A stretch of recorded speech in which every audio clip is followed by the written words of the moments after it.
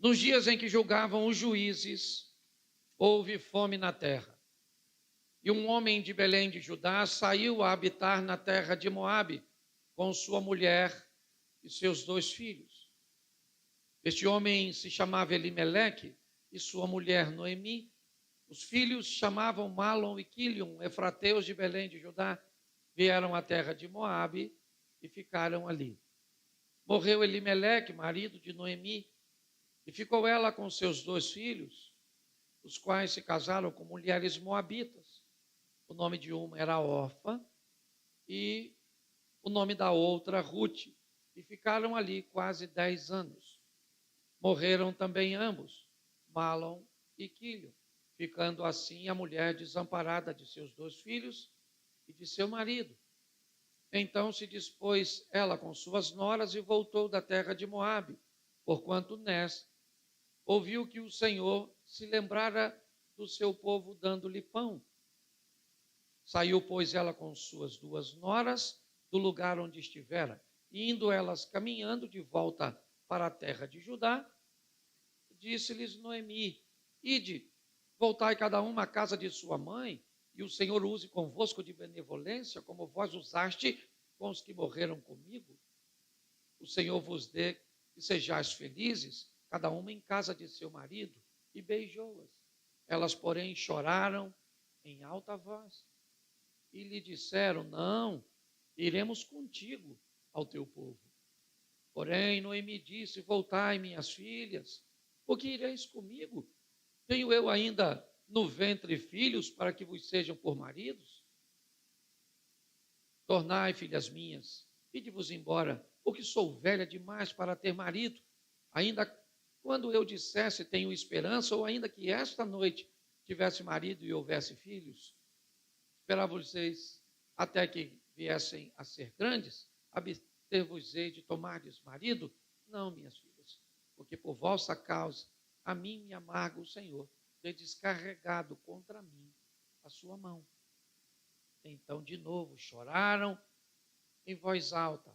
Orfa, com um beijo, se despediu de sua sogra, Ruth. Porém, Ruth se apegou a ela. Feche os seus olhos. Senhor nosso Deus e Pai, em nome de Jesus, eis aqui a tua palavra, usa-me como um canal de bênção nesta hora e continua falando conosco, pelo poder do nome de Jesus. Você pode dizer amém? Isso. Eu quero fazer algumas aplicações aqui com esse texto. Primeiro, por ser uma história de família e por ser uma história bem intensa, no que diz respeito a acontecimento, a fatos, que podemos comparar com aquilo que nós enfrentamos no cotidiano. Já viu que é uma história de família, inicialmente marido, certo? Esposa e 2 rapazes. A primeira coisa que nós vamos ver que esta família vai enfrentar é uma boa crise. O texto abre dizendo que houve fome na terra. Aquela família vai ter que sobreviver a uma crise. Eles vão ter que enfrentar juntos uma grande dificuldade. E a dificuldade aqui é fome. Aqui uma fome de fato, onde talvez um Bolsa Família poderia salvá-los. Onde o dinheiro poderia preencher. Mas eu quero fazer uma adaptação para a nossa fome atual. Aquilo que vivenciamos dentro da nossa casa. Muitas vezes, ao abrir a porta da despensa, da geladeira, não vejamos a geladeira ou a despensa vazia. Mas as famílias hoje enfrentam uma outra fome. E ela contém alguns elementos que eu gostaria de aplicar do que as pessoas hoje estão famintas. O que elas querem hoje de fato. Se nós fôssemos falar de sobrevivência, aí estaríamos falando de alimento. Mas para sobreviver, na verdade, de fato, precisamos apenas de 3 recursos. Utilizando eles, todos os outros animais sobrevivem bem. Água, alimento e abrigo. Com esses 3 recursos, nós somos capazes de viver, ou melhor, de sobreviver. Se tivermos um lugar para nos abrigarmos, para nos protegermos, quer das intempéries, quer das feras, se tivermos alimento e se tivermos água, isso é o suficiente para que pessoas prosperem. Outras decisões e posturas precisarão ser tomadas, é verdade. Mas aqui eu quero dizer, não para a nossa sobrevivência, mas para a nossa vivência. Aquilo que vai além do sobreviver, para que haja prazer, satisfação. Nós vamos, e hoje, convivemos com 3 recursos que deixam pessoas famintas. O primeiro deles, atenção. Me veja, me note. Eu quero ser visto, eu quero ser notado. Você já parou para pensar o que pessoas são capazes de fazer para chamarem a atenção? Só para dizer, eu estou aqui, me note, me note. Nós moramos juntos, você é meu cônjuge, você é meu pai, você é meu filho, você é da família, mas eu sou invisível. Pessoas são capazes de beber, de vestir coisas escandalosas, de se comportar de maneira totalmente rebelde, com apenas um desejo. O desejo de dizer para quem convive com ela, para quem ela considere importante, me dê atenção, observe, olhe para mim. As pessoas hoje estão sedentas de atenção. Elas dividem atenção com a TV, com as redes sociais, com uma agenda altamente ativa, com muitas responsabilidades, com muitos afazeres, com muitos compromissos, e a maioria deles atendendo uma demanda de quem não tem nada a ver conosco. Queremos agradar, atrair a atenção, conseguir um like, onde muitas vezes a nossa esposa, os nossos filhos, os nossos pais ficam sem atenção nenhuma. Já vi casos de mulheres se tornarem atraentes e de muitas vezes oferecer um nível de atenção para um outro homem com o único propósito: chamar a atenção do seu. Já vi filhos entrarem nas drogas, agirem de forma rebelde e andarem em companhias inadequadas, que não tinha nada a ver com o seu convívio, o seu ambiente de criação, porque estavam com fome. Com fome de atenção. Segundo elemento, carinho. Carinho. As pessoas estão famintas por carinho. Cuide de mim. Não apenas me note, mas se preocupe comigo. Cuide de mim. Pergunte onde eu estou. Me pergunte se eu estou bem. Cuide de mim. Cuide. Às vezes basta uma ligaçãozinha, um abraço, um sorriso, um aperto de mão, um nível de atenção. Você pode ajudar alguém. A primeira coisa que você pensa nesse ambiente atribulado é: como eu vou ajudar as pessoas se eu não tenho dinheiro? As pessoas estão com fome, sabe, de carinho. Me note, certo? Cuide, se preocupe comigo. Às vezes no emaranhado de gente é tanta gente, e às vezes vem alguém na minha cabeça, porque não dá para vir todo mundo ao mesmo tempo, senão eu vou ficar doido. Mas aí eu ligo para alguém, ou encontro com alguém e digo: cara, eu estava sentindo sua falta, já faz alguns cultos que eu não te vejo. E aí a pessoa começa a chorar. Eu fico: sério? O senhor notou a minha ausência? Hoje, a despensa está cheia. os filhos têm uma boa cama, um bom conforto, mas pouco cuidado. Pouco cuidado. E basta um pouquinho de cuidado em outro lugar, isso pode atrair a atenção, porque as pessoas estão com necessidades. Terceiro, respeito. Me respeite. Por favor, me respeite. Respeite o meu tempo. Tenha paciência comigo. Me dê tempo para que as coisas possam acontecer. As pessoas estão com fome de respeito, com fome de carinho, com fome de atenção. Mas quando isso acontece, o próximo ponto é: houve fome na terra. Volta no verso, por favor. 1. Volta para lá que aí o pessoal acompanha. Um homem de Belém de Judá saiu para habitar na terra de Moabe. Agora nós vamos aprender mais com a crise. Ela vai precisar impor um nível de mudança. Mudança, transformação. Qual é o grande problema das mudanças quando o assunto é família? Não costuma haver sincronismo na mudança. Normalmente, as mudanças não acontecerão de forma simultânea. E aí nós teremos um sério problema.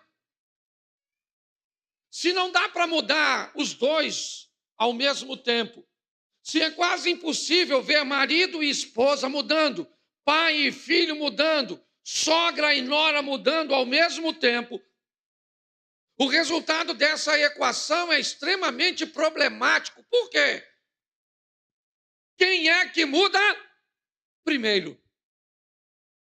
Quem é que vai mudar primeiro? Mudanças. Elas são difíceis. Eu tenho vivido e imposto sobre mim um nível de mudança em algumas coisas. Eu gosto muito de falar de mim mesmo, algumas pessoas não gostam disso, mas eu gosto porque aí eu sou minha matéria-prima. Então, eu sou um cara que eu tenho dificuldade de pegar a quinta camiseta da gaveta sem bagunçar as 4 de cima. Eu tenho dificuldade de pegar algo aqui, pausar aqui e depois colocar aqui. Eu tenho dificuldade de fechar o que eu abri. Eu tenho. E eu estou numa guerra com o Cláudio. Eu vivi isso agora, eu falei com o Mério, querido, você tem um cortador de unha que nós mudamos de casa, está meio que ainda se ajustando. E foi exatamente essa mudança de casa que me fez mudar de postura. Aí ela falou, está lá na minha sacolinha. Aí eu fui lá, peguei, achei. E assim que eu peguei a sacolinha, que eu botei em cima, que eu peguei o cortador, já me deu vontade de deixar a sacolinha em cima, para não perder tempo. Aí eu peguei a sacolinha, fechei, botei, fechei e fui cortar a unha. Cortei a unha.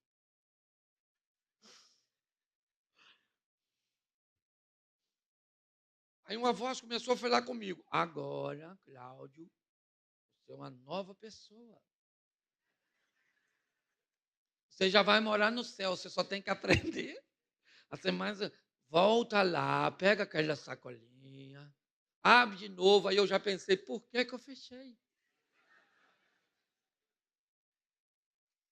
Fui lá. Eu queria Não. Foi fácil? Não. Mas talvez você, engraçadinho, pense assim, pastor, eu tenho a maior facilidade de fazer tudo isso. Claro, porque você já adquiriu o hábito. Mas quem não tem? Mudança é um negócio difícil. Mudar não é fácil, não. Mas é necessário as mudanças. Ou elas são necessárias. Mas nós temos um problema gravíssimo quando o assunto é mudança. O primeiro é mudar. Sim ou não? Mas se você pensa que esse é o maior, você está muito enganado. Mudar não é tão difícil quanto depois que você mudou, continuar vivendo com quem não muda. Porque você, quando muda, você descobre que é possível. E aí você agora se torna intolerante com as pessoas, porque eu mudei. Mas aí você pega seu filho, que tem 14 anos, e você tem 60, e mudou agora. Seu menino só tem 14. Ele ainda tem 46 para mudar. Mas como você conseguiu a mudança agora, você não tolera mais. Então, nós vamos precisar de mudança. Famílias precisam, tem períodos, tem crises que vão precisar nos expor a um nível de mudança. Posso ouvir um amém? Terceiro ponto. Eu quero ver com você. O primeiro é aprender a lidar com as crises. Amém? Aí nós vamos precisar mudar. Posso ouvir um amém? E o próximo ponto é que o cara está fugindo de Belém para não morrer, muda para a terra de Moabe e acaba morrendo. Deixa eu te falar uma coisa. Família precisa aprender com perdas. Faz parte. Nós vamos ter que aprender com perdas. Que nessa família vem em dois modelos. Um, falecimento. O tal do homem morreu. O Elimeleque. Morreu. Eu faço isso nos meus eventos, palestras e show. Deixa eu ver como é que funciona aqui. Levanta a mão, por gentileza. Todas as viúvas. Tem viúva aqui? 1, 2, 3, 4, 5, 6, 7. 7 aí tem? 7. 7 aqui tem? 8, 9. Aqui tem? 9 viúvas. 10 viúvas. 10 viúvas. Isso lá. 11 viúvas. 11 viúvas. Tá bom, 11 só. É quase grupo de extermínio. 11 viúvas. Olha como é que as coisas funcionam. Estava na Bíblia e vai estar aqui agora. Pelo menos na maioria dos lugares. Levanta a mão, por gentileza, todos os viúvos.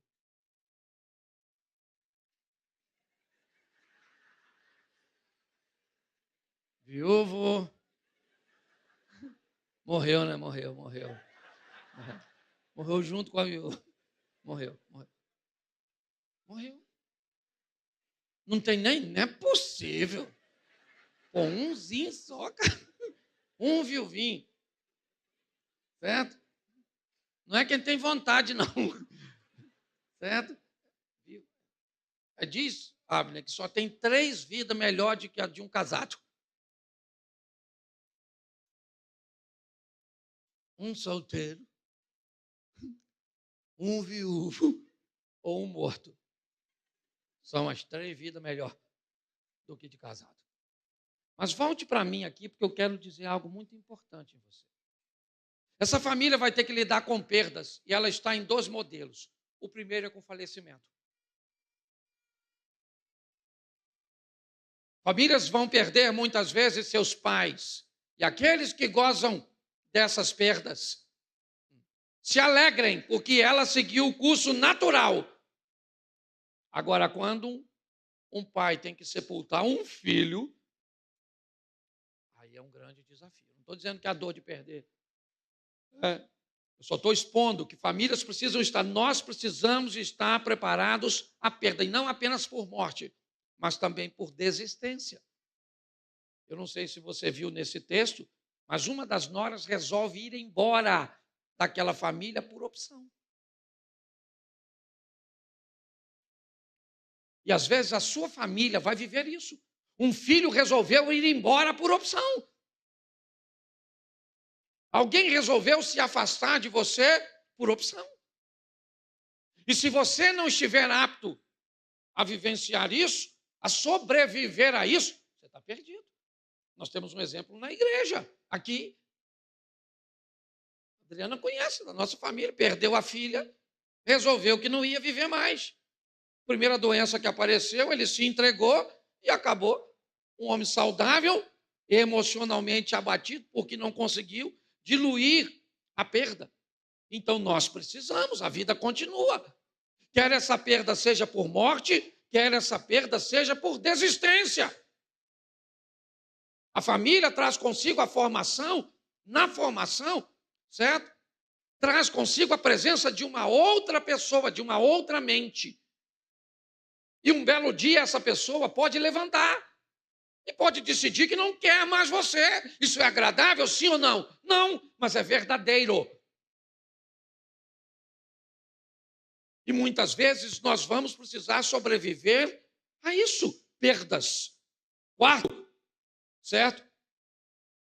Adaptabilidade. Viajam para Moabe para apenas um período, lá morre Elimeleque. Os meninos, então, casam com duas mulheres. O que era transitório passa a não ser mais. E agora, sabe o que acontece? Os dois rapazes acabam morrendo. O que nos expõe a essa família a viver adaptabilidades. Aprender a se adaptar ao novo posicionamento econômico de um provedor desempregado. O novo posicionamento familiar de um ente querido, seja ele, né, por parte da mulher ou do homem que está debaixo de uma enfermidade e que agora requer mais atenção, agora requer mais investimento financeiro. Esse foi um dos maiores desafios que as pessoas viveram durante a pandemia. O Covid-19 trouxe consigo uma expressão, a nova realidade, uma nova forma de se viver, um novo estilo de vida, onde somente fortes e adaptáveis iriam conseguir passar. Casais que não estavam fortes e adaptados sucumbiram ao confinamento. Empresas que não eram fortes e adaptáveis para conviver agora com home office e com tantas outras coisas que precisaram se adaptar. Fé, um novo modelo de culto, pessoas com máscaras, com distanciamento. O grupo de pessoas que não conseguiram voltar depois disso foi grande. Porque a família vai precisar conviver com uma adaptabilidade. Chegou uma criança, eu tenho que me readaptar. É um ambiente, é uma estrutura, uma logística. Agora não tenho mais criança, é uma adolescente. O quarto não é o mesmo. A atenção não é a mesma, a preocupação não é a mesma. Aquilo que nós tínhamos por preocupação de um acidente físico, agora fica com uma influência emocional. Agora os filhos casaram e vão embora, eu preciso me adaptar. Como é que agora eu vou viver? Então as famílias precisam, essa é uma família que nos mostra o poder da adaptabilidade, o poder de lidar com perdas, o poder de enfrentar os momentos de mudanças e entender que as crises fazem parte e nos conduz a um novo modelo familiar, muitas vezes. Hoje, os modelos variam. O matrimonial, certo? Hoje, as famílias constituídas por união estável. Hoje você tem monoparental, quando uma mãe solteira, por exemplo, é apenas um dos pais convivendo com os filhos. Você tem anaparental, quando não tem os pais, são irmãos vivendo juntos. Hoje você tem homoafetivo, quando pessoas do mesmo sexo formam família. Nós estamos debaixo de tudo isso. Se você gosta ou não, se você concorda ou não, isso faz parte da nossa sociedade e muitas vezes até da nossa própria casa, da nossa família. Então nós precisamos estar expostos a tudo isso. Mas um dos momentos extraordinários dessa família é quando Ruth decide ir com Noemi. Agora ela quer voltar para sua terra. Suas duas meninas são moabitas, suas noras. Noemi sabe que se tem um povo que é seletivo, esse povo é o seu. Eles não vão casar com mulheres estrangeiras. Isso é contrário à lei do Moisés. Está lá nas Escrituras. Elas não são mais virgens. Isso seria uma vergonha para o homem. Por isso, Noemi diz: as duas meninas vão embora, casem-se de novo. Eu vou alforriar vocês. E neste momento, nós vamos ter duas posições nessa família. Alguém que desiste e vai embora agora por desistência. E a outra que diz: eu não vou embora, eu vou ficar com você.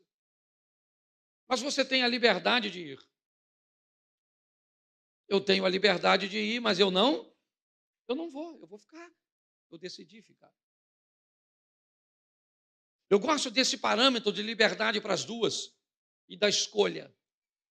Escolha. As duas escolheram. É lógico que nunca mais você ouve falar de órfã, porque normalmente a Bíblia não dá muita ênfase aos desistentes. Certo? É assim que funciona. Mas nós vemos aqui que havia uma opção, ou havia a opção, a liberdade de escolhas. Agora elas voltam, depois você lê, são 4 capítulos, é extraordinário. Elas voltam para o território de Moabe, e lá elas precisam encarar a vida de uma outra forma. 2 mulheres viúvas, sem filhos. Sabe o que elas têm a seu favor? Uma lei. E que lei é essa? A lei que elas ficam favorecidas pelo resto das coisas. É isso. O que sobra de uma colheita, um milho mal formado, certo? Uma espiga mal feita, defeituosa, aquilo que não serve para mercado, aquilo que o trabalho para beneficiar fica mais caro. Então deixa para essas pessoas.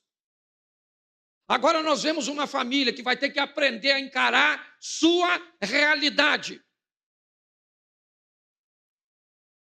Você viu aqui no monólogo? Encarar a realidade. Estou sem desejo sexual. Eu estou sem paciência com você. Eu estou por aqui. Nós não estamos bem. As coisas não estão boas. Uma família precisa olhar para o momento ruim. E quanto mais rápido encarar este momento ruim, quem fala de fraqueza não fala de fracasso. Tem que ter coragem. As duas chegam em Belém. E agora nós vamos fazer o quê? Eu vou sair para catar os restos. É assim que funciona. Encarar a realidade do momento. Nós precisamos. Não sei qual é o momento que você vive hoje. Não estou dizendo para você expor sua intimidade para os outros. Eu só estou dizendo para você encarar. E é isso que essas 2 mulheres vão fazer juntas. O próximo passo é o que Noemi vai falar para as suas noras uma vez e depois na sua terra a segunda vez. A primeira vez é: a mim me amarga o que o Senhor fez comigo. Quando ela chega em Belém, as pessoas disseram: olha aí quem veio, quem chegou foi Noemi. Ela disse: não me chame de Noemi, eu quero ser chamada de Mara, porque eu estou amarga. E quem é que está vivendo com Noemi? Ruth. Que lição eu preciso aprender? Períodos de amargura suscitado por lembranças, por questões ruins. Nós estamos expostos a isso. O que ela está dizendo? Eu estou amarga. E o que Ruth está dizendo? Eu estou indo para viver com quem? Com uma pessoa amarga. Ela vai ser amarga para sempre? Não. Vê o final dessa história. O sorriso que Noemi traz consigo, a alegria, mas não foi assim para sempre. Então pare de ser tolo o suficiente de achar que sempre vai estar bom. E pare de ser pessimista o suficiente para achar que nunca vai melhorar. Tem período que as pessoas vão ficar amargas, sim. Decepcionadas, sim. E elas fazem parte de um grupo de pessoas que você ama, que você quer perto de você. Então você vai ter que tolerar a rispidez. Muitas vezes a falta de educação. Muitas vezes o distanciamento. Mas você precisa aprender a sobreviver isso. Está aqui, a mim me amarga. Eu estou uma mulher amarga. Eu estou uma pessoa amarga. Você já notou que tem gente que parece terapêutico? Tem gente que parece medicina? Tem gente que se você ficar meia hora, uma hora conversando com a pessoa, você sai mais leve. A pessoa te joga para cima, parece até que você tomou um remédio. Mas, ao mesmo tempo, tem umas pessoas que parece que é tóxica, radioativa. Você sai de perto, parece que ficou tudo. Roubou sua energia. Um alien. Conhece alguém assim? Não precisa falar. Mas na família da gente tem. Para de julgar os outros. Isso tem que aprender a viver com as pessoas amargas. Você está rindo? E isso tudo está só no capítulo 1. Certo? Se nós formos para o capítulo 2, eu só vou usar 2 coisas, mas tem 4, não dá nem para eu falar. Tiraram, por que tirou o relógio? Está ruim? Está ruim tudo aí, né? Falar de família, o negócio fica ruim. Certo? Preste atenção. Quando elas chegam lá, olha o que Ruth falou para Noemi. Noemi, você já está assim meio velhinha. Então você fica em casa que eu vou trabalhar. Uma cuidava da casa e a outra ia para o trabalho, ia para o campo, sim ou não? Cada uma fazendo a sua. Isso. Uma formação de equipe. Onde cada um faz a sua parte. Qual é a parte do nervoso? Me ajude aí. Qual é a parte do nervoso? Fala assim, ficar nervoso. Qual é a parte do que não está nervoso? Ficar enquanto o outro. Isso, revezamento. Deixa eu te falar, todas as vezes que você ficar nervoso assim. Ah, pastor, senão explodo. Então você vai mandar um áudio para você mesmo. Você ficou nervoso, você quer xingar o Abner, você quer falar um desaforo para o Abner. Aí você fala, o Abner, você vai para os infernos, o inferno é pouco. Você vai para o quinto dos infernos, você com Osia, com todo mundo, vai todo mundo, tudo. Mas aí você manda para você. Deixa para mandar para o Abner amanhã. Amanhã você fala, esse, agora eu vou escutar tudo. Eu vou mandar para o Abner. Quando você clicar, nossa, essa pessoa que está falando isso aqui, meu Deus do céu, está violento. Não. Ainda bem que eu não. Isso. Vai aprendendo. Virou um culto de autoajuda. E eu nem falei dos demônios ainda, porque o demônio não precisa. Tem gente que dá conta sozinho. O diabo nem fala, não vou lá não, na casa de fulano. Aquilo é uma doideira só. Não ando com aquela família não, que aquilo vai queimar meu filme. É. Quando eu vou lá, eles falam, tem um linguajar que me deixa até vermelho. É mais ou menos assim. Você sabe do que eu estou dizendo. Certo? Então é assim. Vai brigar com o filho? Tem que ter os dois. Um dá uma dura e o outro alivia. Calma, esse menino é bom. Inteligente. Mas não. Tem inteligência, ainda não achou na cabeça dele, mas está aí em algum lugar. É nosso filho. Aquela coisa. Na próxima crise você reveza. O bom fica ruim, o ruim fica bom. Trabalho em equipe, isso aí. Tá certo? Família precisa conviver com isso. Posso ouvir um amém? E quem é que está olhando para isso tudo? Deus. Deus está olhando para a crise, para as mudanças, para as perdas, para a adaptabilidade, para o novo modelo, para a liberdade das escolhas, para encarar a realidade, certo? Para viver com gente amarga, para observar o trabalho em equipe. Então Deus entra em cena no capítulo 2. A Ruth está lá catando as coisas, toda suada, toda bagunçadinha. Quem é que chegou? Hã? Isso, o Boaz. Quem é? O latifundiário, o dono das terras. O cara chegou naquele camelão 2.0. Isso, desceu. Deu uma olhada naquele povo, tudo trabalhando para ele. Tudo trabalhando para ele. Viúva pra caramba. Só trabalhando. Ele olhou e falou: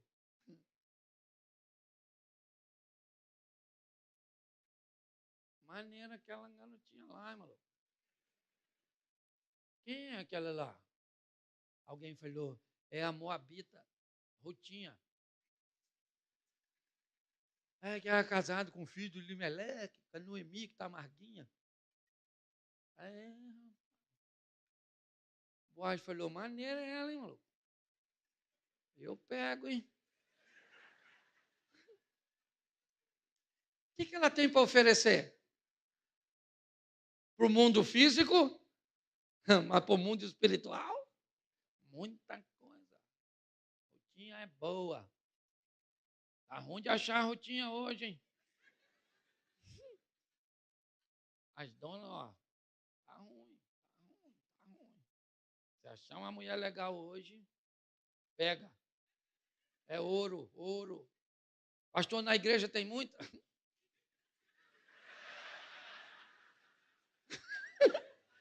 Tem não, olha direito. Tem umas cabritas que parecem ovelha, mas não vai não, maluco.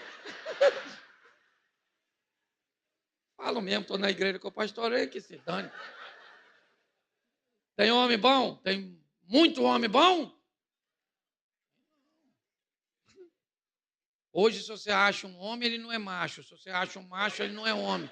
E se você achar um macho que é homem, está casado. O que é macho, pastor? Macho é o cara que gosta de mulher, cerol. Cara mesmo. O que é homem? O homem é o cara da obrigação. O homem é o cara distinto, decente, trabalhador, honesto, fiel, bom pai, bom marido. Isso. Qual é o problema? Encontrar os dois num recipiente só. Hoje, às vezes, o cara é homem, certo? O cara é homem, trabalhador, honesto, decente. Aí você casa. Tem cerol não. Eles têm dor de cabeça, não quer fazer amor. Brigou com a mulher, não. Perdi a vontade. Você é louco, rapaz. Você pega primeiro e perdão depois. Olha a verdade.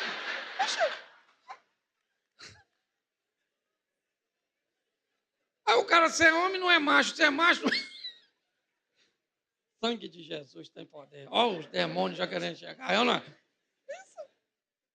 Então, Deus está olhando tudo e vai dar o quê? O que essa família precisa? apenas de uma oportunidade, e ela aparece. Boaz se interessa. Vocês gostam da bagunça, né? Não vou falar mais, não.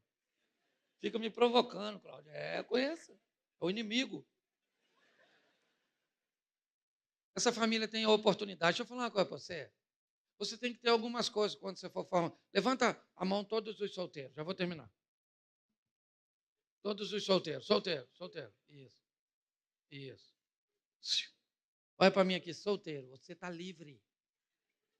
Baixa a mão, que já tem nego de olho em tu. Fala assim, solteiro, diga assim, eu estou livre. De novo, solteiro. Casado, diga, eu estou preso.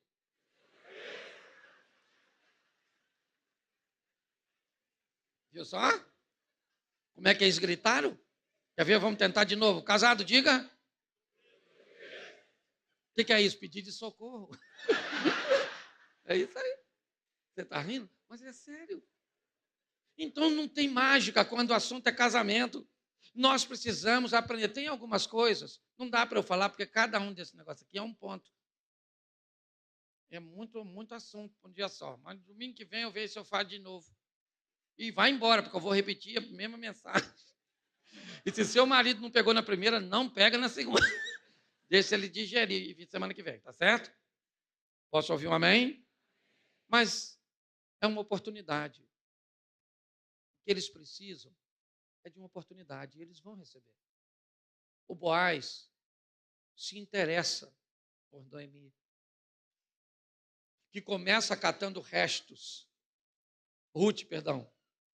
Se interessa por Ruth, que começa catando restos. Não é assim que ela começa? Porque você deve começar com o que você tem, é a sua realidade. É um pouquinho. É isso. Não estou dizendo que depois de tanta crise, tanta dificuldade, tanta afronta, tanta humilhação, tanto isso, tanta traição, não dá para pagar. Isso aqui não é emoção, não é gaveta, não. Você fecha uma e abre outra. E tudo que estava aqui fica escondido. Não é assim que funciona, não. Sua emoção é como uma malha de rede. Está tudo interligado. O que nós precisamos é aprender a lidar com essas etapas. Vão vir crises que vão pedir mudanças e vamos enfrentar perdas. Vamos precisar de adaptabilidade. Muitas vezes criar um novo modelo. Ver as escolhas sendo feitas, onde nós oferecemos liberdade de escolha, certo? Encarar nossa realidade atual, certo? Aprender a conviver com períodos de amargura de pessoas cujas quais nós amamos, entender o trabalho de equipe onde cada um faz a sua parte, ok? Entendendo que há um Deus que está olhando para tudo isso e vai nos dar a oportunidade. A amarga Noemi termina no capítulo 4 segurando um neto chamado, como é que era o nome do neto? Obed. Obed é pai de Jessé, que é pai de, ou seja, a moabita estrangeira, olha só, é a avó do rei Davi. O que ela recebeu? Uma oportunidade. Ela termina rindo e as outras mulheres dizendo para ela como você é abençoada, como você é próspera, Noemi. Você é um exemplo. Terceiro princípio, reconhecimento da missão. Talvez esse seja extremamente desafiador para a maioria das pessoas. É entender o que veio fazer nessa terra. Reconhecimento da missão. Hoje muitas pessoas têm dificuldade de observar isso, de fazer a leitura correta a respeito disso. Mas preste atenção, João capítulo 2, verso 4. Caná da Galileia é o cenário 2,4 de João. Disse-lhe Jesus: mulher, que tenho eu contigo? Ainda não é chegada a minha hora. Maria está pedindo a Jesus que livre aquela família da vergonha, porque o vinho acabou na festa. Ela vai até Jesus e disse: olha, eles não têm mais vinho, isso vai ser uma vergonha. Jesus então disse: mas eu não vim aqui, essa não é minha missão, não é para isso. Ele disse: ainda não é chegada a minha hora. Lembra quando ele vai ser preso? Finalmente, o que ele diz quando vai ser preso? É chegada a minha hora. Jesus obteve sucesso porque ele sabia o que veio fazer. Eu levei um bom tempo para descobrir. Primeiro, que eu era crente. Segundo, que eu ia pregar. E terceiro, que eu tinha que pregar de um jeito engraçado numa época que ninguém pregava. Porque eu fui chamado de demônio, disso, daquilo outro. E você já deve ter ouvido pra caramba. E talvez não só ouvido, como falado. Vou abrir meu coração hoje aqui. Tem assim de gente na igreja que falava mal de mim, porque não me conhecia, achava que eu não era sério, só porque eu era bem-humorado. Esse pastor é um palhaço, é um engraçadinho, fica contando piada no púlpito. Não levanta a mão não, mas eu sei. Esse dia eu estava conversando com um, o outro chegou e falou assim: pastor, você não sabe como é que isso falava mal de você. E eu falei para ele assim: rapaz, fica tranquilo que ele não sabe o quão ruim eu era. Senão falava mais. Saber quem você é, cara. Sabe qual é o problema hoje? Cara, parece que as pessoas querem dizer quem nós somos, o que temos que usar, o que devemos falar, o que devemos fazer. Aliás, para estarmos inseridos em grupo, às vezes jogamos nossa identidade fora, usamos coisas que não gostamos. Eu já contei essa história aqui diversas vezes. Eu fui viajar, o cara me levou para andar numa lancha. Depois da lancha me levou para andar num tal de um jet ski. Pensa num troço maneiro. Voltei para casa doido. Ainda dava para comprar. Falei com o cara, falou: compra um para tu. Eu falei: vou comprar. E vim para casa, pro Xerém. Chamei minha mulher e falei: querida, eu andei num jet ski, menino, vou comprar um troço daquele para nós. Ela falou para mim: Cláudio, falando com você, nós vamos andar onde?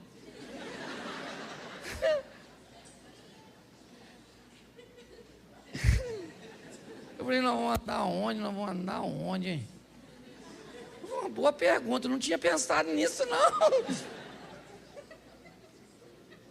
Você já comprou um montão de coisa que nunca usou, só porque os outros têm, e porque os outros falaram que é legal? Eu gosto disso aqui, saber quem você é. Jesus não tinha, ele falou: não é chegada a minha? Isso, ele sabia quem era. Vamos lá, Lucas 9,18. Olha só, Lucas, o que é que Jesus faz, ó? E aconteceu que, estando ele orando em particular, estavam com ele os discípulos, e perguntou-lhes dizendo: quem diz a multidão que eu? Vamos lá. Respondendo-lhes disseram isso: João Batista, outros Elias, e outros um dos antigos profetas, né, que um dos antigos profetas ressuscitou. Ninguém sabia quem Jesus era. Ninguém. Havia uma dificuldade muito grande nas pessoas o reconhecerem, porque ninguém tem obrigação de reconhecer quem você é. A obrigação de reconhecer quem você é sua. Se alguém acha que você é bobo, que você não é bonito, que você não é isso, que você não é aquilo, ou que você é isso, aquilo outro. Hoje está todo mundo achando que eu vou virar político, porque me veio do lado de políticos. Eu não tenho chamado político, meu chamado é sacerdotal. Você está entendendo? Não estou nem aí, mas olha, que dane-se o que pensa. Já na idade que eu tenho, eu não tenho mais condições de ficar dando ouvido, que eu tenho mais passado do que futuro, na idade que eu estou. Então não estou nem aí. Jesus está perguntando quem eles dizem que sou eu. Mas preste atenção, João 14,6. João 14,6. Olha o que Jesus disse. Vamos lá, isso. E disse-lhes, ou disse-lhe, hoje eu estou com plural na boca. Disse-lhe Jesus: eu sou a verdade, ninguém vem ao Pai senão. O que ele está dizendo? Eu sei quem eu. Então pare de querer ser quem os outros querem que você seja.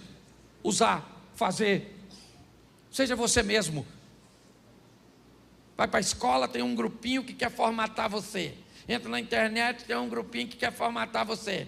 Vem para a igreja que tem um grupinho que quer formatar você. O que é isso? Não perca a sua identidade, não interessa onde você esteja. Onde você estiver, vai ter gente querendo roubar a sua identidade. É assim que funciona. Jesus sabia quem ele era, reconhecia sua missão e não tinha problema no que diz respeito a isso. Por isso, ele teve sucesso. Bota aí João 19:11. Bota aí. João 19:11. Presta atenção nesse texto. Respondeu-lhe Jesus: nenhum poder terias contra mim, se de cima não te fosse dado. Mas aquele que me entregou a ti, né, maior pecado tem. Ele está falando de Judas ali, mas Pôncio Pilatos está chamando Jesus e dizendo assim: ô Messias, ô rei dos judeus, se defende, cara. Eu posso libertar você. E Jesus disse: você não está entendendo, Pôncio Pilatos. Quem aqui não sabe quem é você. Eu sei muito bem quem eu sou. Você não teria poder nenhum se meu Pai, que está no céu, não tivesse concedido a você. E Jesus ainda responde uma angústia de Pilatos no final do texto: fique tranquilo, porque aquele que me entregou a você é pior do que você. Até no sofrimento, até no momento da adversidade, até no caminho da morte, Jesus está aliviando a dor de quem encontra no caminho, porque sabe quem é. Quanto mais rápido você descobrir quem você é, o que você veio fazer, mais fácil fica. Mas pastor, por que eu não sei quem eu sou, nem o que eu vou fazer? Porque identidade e missão está totalmente entrelaçado. Por que você não sabe quem é e não sabe qual é a sua missão? Porque nós ficamos o tempo inteiro, principalmente hoje, olhando para a vida dos outros. Então é o corpo dos outros, a roupa dos outros, a rede social do outro, é o que o outro está fazendo. Então eu não tenho tempo para viver a minha vida, já que eu estou tão focado. Mas presta atenção nesse texto, Mateus 27, verso 40, já estou quase terminando. E dizendo: tu que destrói o templo e em 3 dias o reedifica, salva-te a ti mesmo, se és o Filho de Deus, desça da, verso 42. Isso. Salvou os outros e a si mesmo não pode salvar-se? Se é o rei de Israel, desça agora da cruz e creremos nele. Preste atenção. É isso. Desça da cruz, Jesus, desça da cruz. Ele falou: não posso descer, subir aqui foi minha escolha, missão. Isso aqui não é fatalidade. Ninguém tira a minha vida, sou eu que... Ele sabia. Uma das maiores crises que vivemos hoje na sociedade é a crise da identidade, irmãos. E é por isso que Jesus venceu essas etapas. Vamos lá? A autoridade de seus pais, de João Batista, de César, de Deus, o conhecimento através da palavra, o reconhecimento da missão. Capítulo 17, verso 26. Esse aqui também é bom. Nesse mesmo dia, foi circuncidado quem? E quem? E quem? Seu filho. No mesmo dia, o que o filho foi fazer, o pai também, para dar exemplo. Não adianta só falar, querido. Foi época, quando eu era garoto, sabe o que falava para mim? Faça o que eu mando, mas não faça o que eu... Levei uma surra do meu irmão, porque fumei, e caí na besteira de falar com ele: você também fuma? Ele pisou no meu pescoço. no sofá. Fala de novo que eu fumo. Fumo com o meu dinheiro, você tem dinheiro? E a minha vontade é falar, tira o pé que eu falo. Com o pé. Era violência doméstica? Pois é, meu. Primeira vara da infância e juventude que eu conheci, de goiaba. Desse tamanho assim, ó. Batia na gente. Quem aqui apanhou, levanta a mão. Louvado seja Deus pelas surras. Nunca matou ninguém. Não estou falando de violência doméstica, estou falando de surra. Estou falando de espancar filho, não é disso não. Tem umas surras que eu até sinto, às vezes, saudade, não tem? Aqui é a mais leve, certo? Então, presta atenção, exemplo, pai. Obrigado. Exemplo, pai tem que ser exemplo, querido. Está aí, ó, no mesmo dia que o Abraão, o Ismael poderia perguntar, que negócio de circuncidar? Ô menino, seu pai faz, você faz também. Vamos embora, está todo mundo fazendo, os homens tudo, vamos embora. Eu acho isso extraordinário. Abraão era alguém que dava exemplo. Capítulo 21, verso 14, preste atenção. 21, 14, do mesmo Gênesis.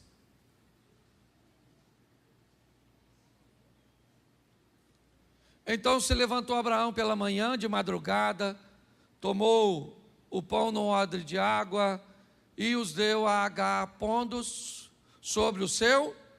Também lhe deu o menino e despediu-a.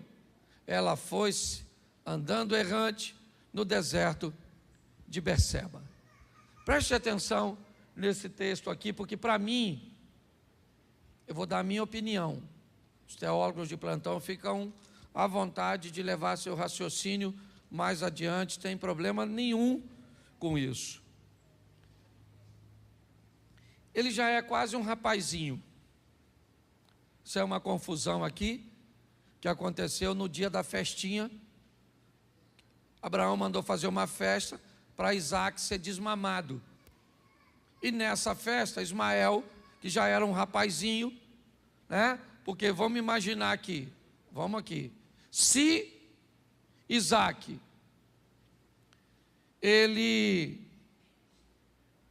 nasceu quando Abraão tinha 100 anos, e Ismael nasceu quando Isaac, ou quando Abraão tinha 86, quando Isaac nasce, Abraão tem quantos anos aproximadamente? 14. Vamos dizer que a criança fosse desmamada com 5, 6 anos, nessa época, que as mães não tinham naquela época a preocupação de ficar com o peitinho mole, com estria. É porque hoje a criança nasce hoje, mama 3 dias, a mãe já põe lá logo. Aliás, criança de rico hoje tem até negócio de lactose. Criança de pobre tem alergia à fome. Qualquer leite serve, de vaca, bezerro não, vaca, cabrito, essas coisas, eu não é. Dava qualquer coisa para a criança, égua, é isso aí. É leite, é, comanda. Filho de rico, não. Aliás, a vida de rico sempre lasca de pobre. Você quer ver o pobre andava de bicicleta tranquilo. O infeliz do rico começou a andar de bicicleta, o preço da bicicleta subiu. Uma bicicleta hoje vale 15 mil, o pobre está lascado. O rico andava de carro zero, sim ou não? E o pobre andava de Fusca. A turma começou a gostar de carro antigo. Um Fusca hoje custa. Dá vontade de matar tudo, não dá? Sim ou não? Atrapalhar a vida dos outros? Mas volta aqui. Dá uma olhada. Olha nisso aqui. Eu queria que você olhasse para essa situação. Ele levanta de madrugada, por quê? Porque, vamos botar aí, Ismael com quase 18 anos, talvez, fazendo as contas aqui certinha, Isaac está com 5, 6, uma brincadeira entre irmãos, e sempre foi assim, gente. Você que tem filho, você sabe, que às vezes um menino tem 4, o outro tem 17, eles brigam. Você chega, um bicho desse tamanho, brigando com e um quer sentar, e outro quer comer, e outro quer não sei o quê. Se você tiver com menor, então, se for 7, 8 anos, aí, meu filho, o diabo faz festa, né? Se ama demais da conta, mas briga. E aí o Ismael fez uma brincadeira que não devia. É isso que a história está contando. E nessa brincadeira, a Sarai, ou Sara agora, disse: olha, Abraão, manda esse garoto embora, porque esse menino não é da R$1. Não vai herdar nada. Eu não quero que ele tenha um camelo, um criado, eu não quero que ele tenha nada. Eu não vou fazer as contas, é um conhecimento meio empírico meu, mas eu vou falar para vocês, pelo menos pelo que eu conheço a grosso modo. Se quiser pesquisar depois, principalmente a garotada que gosta de pesquisar para dar uma contrariada na palavra, não estou afirmando nada, dá uma entradinha para mim, porque para mim, meu irmão, os árabes são muito mais ricos que os judeus. E quando nós olhamos esse texto, nós vemos Sara dizendo: esse garoto não herda R$1 do meu filho. Manda ele embora. Ele manda, está aí, ó, o milionário, mandando o filho de madrugada, com odre de água e um pouco de pão. Provavelmente, como pai, a preocupação dele é a seguinte: meu filho, estou mandando você com pouco recurso, porque a hora que o recurso acabar, volta que papai está aqui de novo. Porque está assim de pai, que cria filho para não ir longe. Cria filho para viver na barra da saia de papai e de mamãe. Filho não é para criar dessa forma não, querido. Se você criar seu filho bem, ele pode morar onde for, e ele ainda continua vivendo perto de você. Se você criar ele mal, você pode deixar ele dentro da sua casa, que nem seu amigo ele é. A verdade é essa. Então, distância não define intimidade e proximidade entre família. Quando ele diz, vai embora, ele vai. E aí, meu irmão, eu já falei disso aqui. A água acabou. A mãe vai doer demais ver o menino morrer. Ela se afasta. E aí o texto, numa tradução que eu amo, diz que o menino em choro, longe da mãe, que já não é mais um menino, mas a mãe deve ter explicado: filho, mamãe ou você morre primeiro.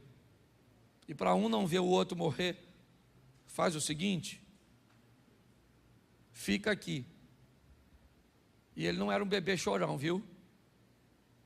Ismael não era um garotinho chorão, não. Até porque eu já cansei de ouvir mensagem na igreja dizendo que deserto é lugar de transição. Esse deserto vai passar, esse deserto vai passar. Vai passar, para esse cara não passou. A Bíblia diz que ele cresceu, venceu e prosperou no deserto. Porque se Deus for contigo, o deserto tem que te fazer prosperar. As bênçãos do Senhor nos seguem até os desertos. A verdade é essa. Quando eu olho para esse cara, o que eu vejo? Eu vejo ele orando a Deus, debaixo daquela árvore para morrer. E aí o anjo vai lá e conversa com a Agar e diz: o que você está chorando, Agar? O que você está falando aí? Deus ouviu o choro, o clamor do garoto. Olha aí ao seu lado, tem um poço. E ali a história muda a respeito deste menino. Ele vai viver coisas extraordinárias. Ele vai viver coisas fantásticas. Porque tinha um pai, preste atenção, ele não levou basicamente R$1, um odre de água e um pouco de pão. Mas aprenda com Abraão, dando para Ismael a maior herança que um pai pode deixar para um filho. Qual é? Ensinar o endereço de Deus para eles.